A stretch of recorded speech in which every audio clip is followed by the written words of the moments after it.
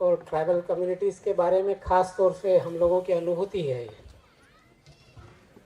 कि हमारे से सिंपैथी करने वाले बहुत होते हैं पर एम्पैथाइज करने वाले कम होते हैं।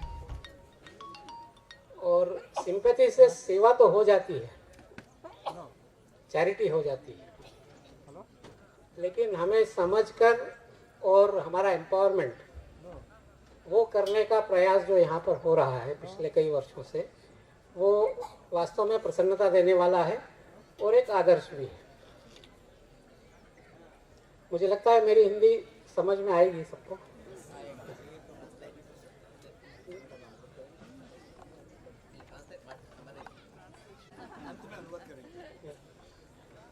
तो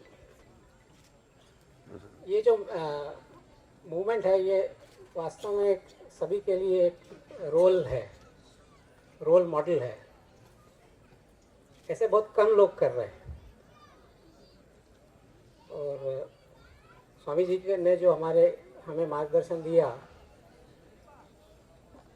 राजयोग, कर्मयोग और भक्ति योग का,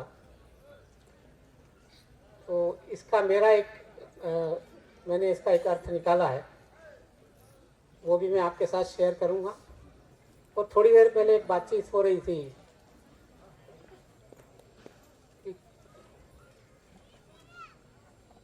कैपेसिटी बिल्डिंग,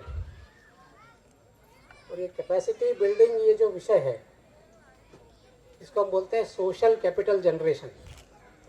ये हमेशा से एक चैलेंज रहा है और सामान्यतः जैसे मैंने कहा सिंपैथी और एम्पैथी में अंतर हो जाता है कि जब सिंपैथी करते हैं तो हेल्प करना, चैरिटी करना ये तो हो जाता है, पर एम्पैथाइज करने से कैपेसिटी बिल्डिंग की तरफ ध्यान जाता है और सोशल कैपिटल जनरेशन ये सबसे महत्वपूर्ण है। ऐसा मेरा अनुभव हुआ और मैं अपना अनुभव भी आपके साथ शेयर करूंगा। और बातचीत में एक और बात ध्यान में आई थी कि बहुत से लोग सिंपैथाइज करते हैं, आकर कुछ देकर भी जाते हैं, लेकिन हम लोग ऐसा बोलते हैं कि जो आकर हमें चीज़ देकर जाते हैं वो वास्तव में हमारी मदद तो करना चाहते हैं, करते भी हैं, लेकिन वो हमारा स्वाभिमान लेकर चले जाते हैं। ये गांव के आदमी की पीड़ा है, गरीब आदमी की पीड़ा है। और जब स्वाभिमान कम हो जाता है तो उसके बाद वो कभी भी स्वावलंबी नहीं हो सकता, और स्वावलंबी हुए बगैर विकास नहीं हो सकता। तो आप जो कर रहे हैं वो मुझे उसमें दिखा कि आप सोशल कैपिटल जनरेशन की तरफ कंसंट्रेट कर रहे हैं, और ये बहुत महत्वपूर्ण बात है। दूसरी बात जो मुझे अच्छी लगी, जो मैं भी अनुभव करता हूँ सभी दूर, वो ये है कि कम्युनिटी का इन्वॉल्वमेंट भी थोड़ा छोटा शब्द है, क्योंकि इन्वॉल्वमेंट में भी इन्वॉल्व करने की कोशिश शामिल है। तो हम लोग जहाँ मैं काम करता हूँ वो कैसे होता है उसका एक शॉर्ट में मैं आपको बात कहता हूँ। ये 93-94 की बात है लगभग। तब हम युवा थे और एक लिटरेसी मिशन हुआ था पूरे देश में, शायद पुराने लोगों को ध्यान होगा, साक्षरता मिशन। उस समय प्रोफेसर यशपाल यूजीसी चेयरपर्सन थे और सारे एजुकेशनल इंस्टीट्यूट्स को, गवर्नमेंट बॉडीज़ को लगाया था कि भारत का लिटरेसी रेट बढ़ना चाहिए, बहुत कम है। बहुत सरकार ने इन्वेस्ट किया था उसमें, सारी एक्टिविटी हुई थी। तो मैं अभी जहाँ काम कर रहा हूँ झाबुआ डिस्ट्रिक्ट, वो 87% पॉपुलेशन उसकी ट्राइब है। और वहाँ पर हो जाने के बाद में वहाँ की स्टेट लेजिस्लेटिव उसमें एक एमएलए ने क्वेश्चन किया था कि झाबुआ डिस्ट्रिक्ट में कितना पैसा खर्च हुआ, ये 94 की बात है, और कितने लोग लिटरेट हुए झाबुआ में। उस समय लिटरेसी की डेफिनेशन थी कि उसको सिग्नेचर करना आ जाएगा। तो जो फिगर उन्होंने दिया जवाब में विधानसभा में, उसके हिसाब से एक झाबुआ के आदमी को लिटरेट करने के लिए 42,000 रुपीज़ खर्च हुए थे। और जब उनको सप्लीमेंट्री क्वेश्चन किया कि ऐसा कैसे है, तो वहाँ से जवाब मिला कि हम क्या कर सकते हैं। हम सारी फैसिलिटीज़ लेकर गए उनके पास में, सारा इंफ्रास्ट्रक्चर लेके गए, लेकिन वो सीखना ही नहीं चाहते। तो हम बहुत युवा थे उस समय, हमको ये ठीक नहीं लगा। हमारे मन में आया कि ऐसा नहीं हो सकता कि कोई भी व्यक्ति, कोई भी इंसान सीखना नहीं चाहता, तो कुछ सिस्टम फॉल्ट है, ऐसा हमको लगा। और दूसरा ये भी ध्यान में आया कि बाहर से आके कर रहे हैं, तो फिर हमने एक सिंगल टीचर स्कूल का एक्सपेरिमेंट शुरू किया था। अभी तो सिंगल टीचर स्कूल पूरे देश में बहुत पॉपुलर हो गए।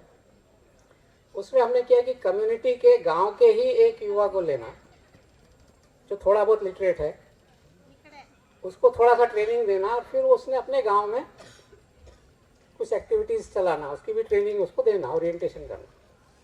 तो ऐसा हमने झाबुआ में 157 सिंगल टीचर स्कूल शुरू किए। और उसके लिए पैसा कहाँ से आएगा, तो हमने, उसके पास एक बड़ी सिटी है इंदौर, इंदौर के फैमिलीज़ के पास में गए और उनको कहा कि आपके अगर 2 बच्चे हैं तो आप मान लीजिए कि आपका एक तीसरा बच्चा है, और वो तीसरा बच्चा आपका एक गांव है झाबुआ का, उसके लिए हमारा 12,000 रुपये एक्सपेंडिचर है साल भर का। तो उसकी पढ़ाई के लिए 5 साल तक का आप कमिटमेंट कीजिए और 12,000 रुपये साल हमको दीजिए। ऐसे 157 स्कूल, 3 साल के बाद में ही उसमें से 65 सिंगल टीचर जो इनफॉर्मल थे वो फॉर्मल प्राइमरी स्कूल में कन्वर्ट हो गए, जो उन्हीं के फीस से चल रहे थे।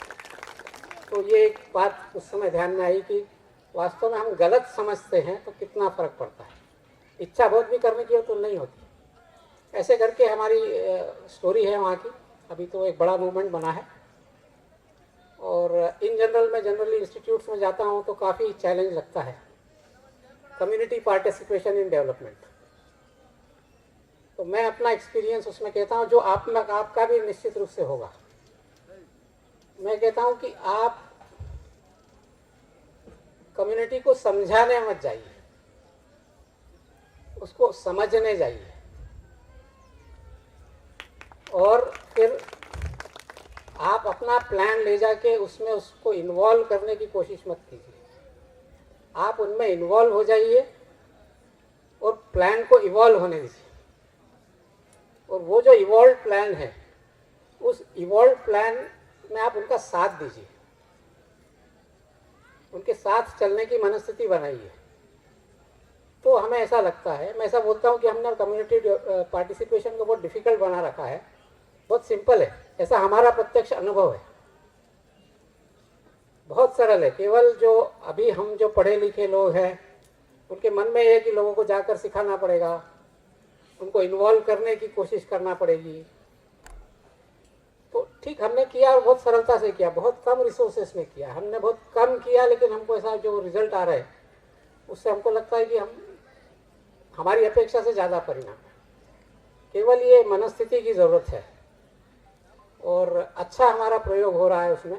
अभी जैसे कोविड का जिक्र हुआ, तो हमारे यहाँ अभी सेकेंड वेव के समय, फर्स्ट वेव के समय तो बड़ी संख्या में माइग्रेंट्स आए थे,